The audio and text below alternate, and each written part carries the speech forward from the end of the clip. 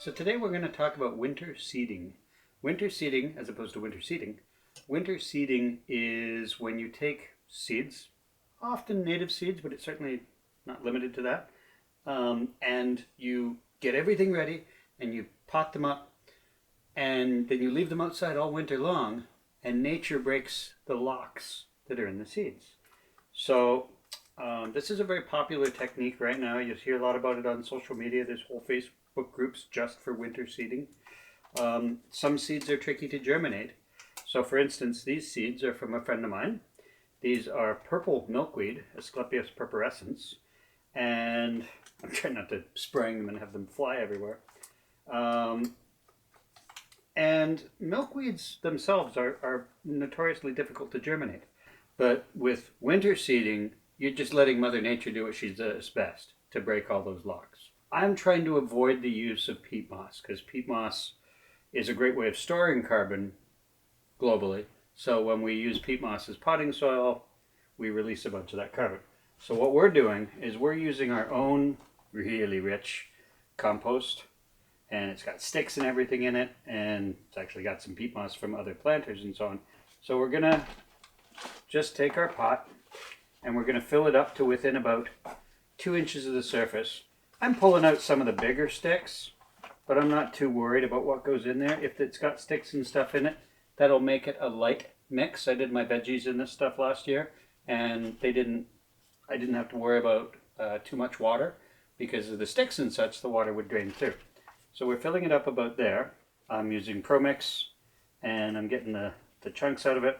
I'm going to put about 1 inch of ProMix on top of my seeds here, on top of my compost rather. More in there. Why am I doing that? I'm doing that to keep weeds down. Weed seeds generally need light to germinate, and the plants that we're planting don't need light to germinate.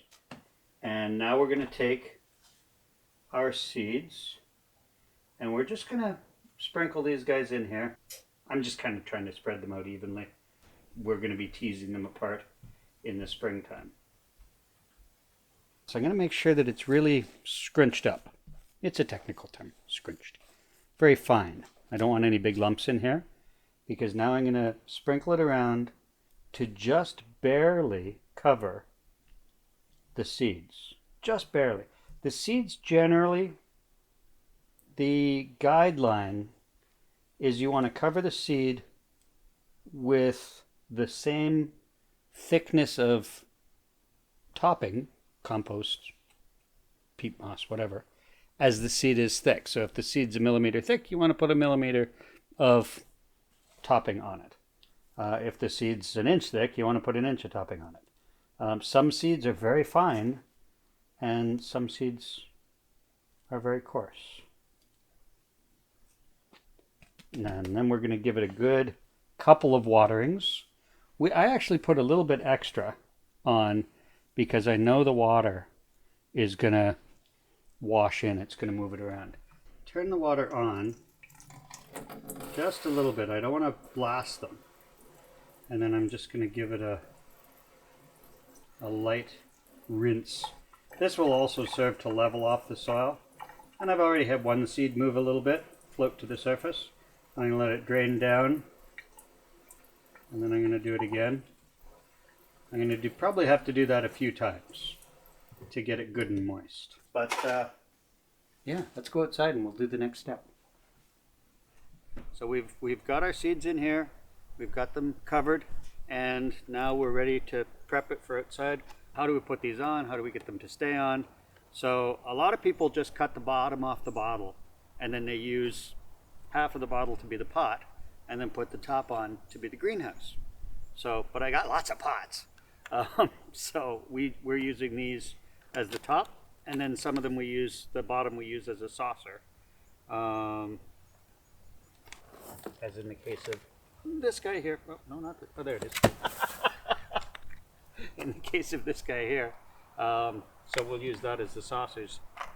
So we put the bottle on top, and then I got these little mini bungees, and we're gonna just hook that in there, and then into the little notches that we made.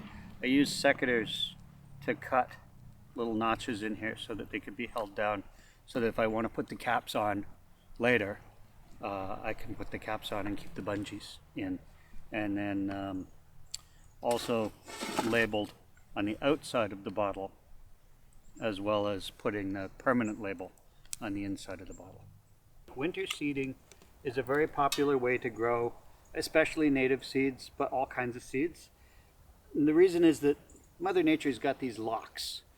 Some of them are chemical locks, some of them need water, some of them need cold to break the locks. And you can do it inside, but it's harder. But Mother Nature does it really easily. Now, some plants grow in wet areas, and other plants grow in dry areas. If you're growing a plant that would like to be streamside, something like Joe Pye weed, then you might want to have it live in the little saucer. And if you're growing a plant that likes it dry, then you might not want it to be in a saucer. So you got to kind of think about the way the plant would grow in the wild and sort of apply that to the seeds. We've got them here under some big trees so they don't get a lot of heat during the day. They're shaded, and that's going to stop them from overheating during the winter. At the beginning, I had little caps on these. I put the notches in so I could put the caps back on the bottles, but I want to let some water in through the winter. I want to let snow and rain in and let it filter away.